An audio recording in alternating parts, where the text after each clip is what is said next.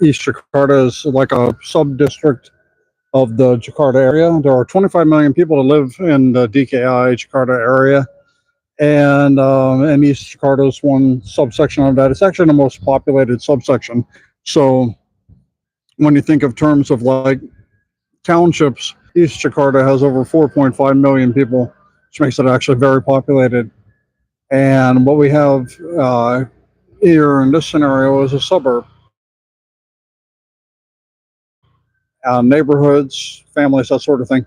Today I'm talking about survival, which seems to be very timely. A lot of people online recently getting very excited about survival and the idea of survival, or maybe the fear of how to survive, maybe the fear of what's going to happen in the future. So what we have today in this moment, though, is actually not very different than any other time in history, with the exception of technology and the things that are a part of our lives now that weren't a part of human life 100 years ago, 200 years ago, 1,000 years ago. So nothing really has changed dramatically in that way.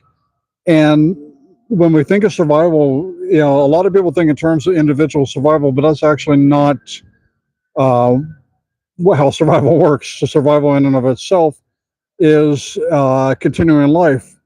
A basic definition of survival is continuing life. And there are two elements of that. So I was in the Army many, many, many years ago, and on a helicopter crew, and we had to go through survival training. We had to do all this different training to prepare us in case we ever got shot down or the helicopter crashed somewhere and we had to survive for a while. And that's one type of survival. That's an immediate trauma, danger situation where you're trying to survive in the elements with little or no resources. And that's definitely a very helpful thing to know. But survival in a general sense, when you talk about extending your life or continuing to live life, I would say it has very little to do with trauma survival. And people get dialed into the idea of storing resources and guarding against these resources and having weapons and knowledge to make fire, and that's all great. But survival in a longer term sense is comes down to one thing, one very important thing, and that is community. And all of human history has taught us that community is the central pillar to long term survival in any crisis situation, in any disaster situation, in anything that happens that's beyond our control. It's not individual survival that wins today, it's community survival. So, how do we engender a stronger sense of survival within our community? Well, the easiest way is to go out and be a part of your community in a positive sense. Meet your neighbors, help your neighbors, that sort of thing, but also understand where everybody's at. I know currently in my neighborhood, I know in my immediate surroundings, the elderly that live around me and what their needs are. I know the families that live around me with small children. I know the people that are by themselves. I know the people that have large extended families. So understanding that immediate element of my community helps in community survival.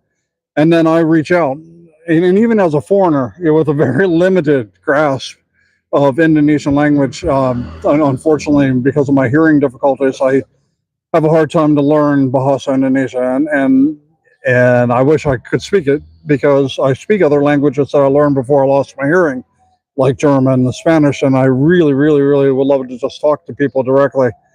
But technology does come in handy, so you can always bust out a translation app. You can adapt to the circumstance. You can communicate in whatever way works, and that communication becomes central. So survival is not about surviving for days, and it's not about individuals. It's about finding a way to continue life for you, your family, your loved ones, community, and continuing not only life, but to prosper in some way. So to have a life that's enjoyable, to have things happen in your life that continues to give you that feeling of happiness. So at the end of the day, when we talk about survival, when we talk about community, hello, we're talking about getting together and being a part of something larger than ourselves, and a little bit selfless, and sometimes a lot of bit selfless. Being selfless is a huge part. of community. So I just advocate strongly, if you're thinking about survival, if you're afraid of the future, go forward and invest deeper in your community, meet your neighbors, care about your neighbors, help your neighbors. I guarantee you, when the chips are down, when things are going bad, if you do that, they're going to be there for you as well. They're going to turn around and they're going to bring that survival back to you as well. So hello, and yeah, that's. See you later.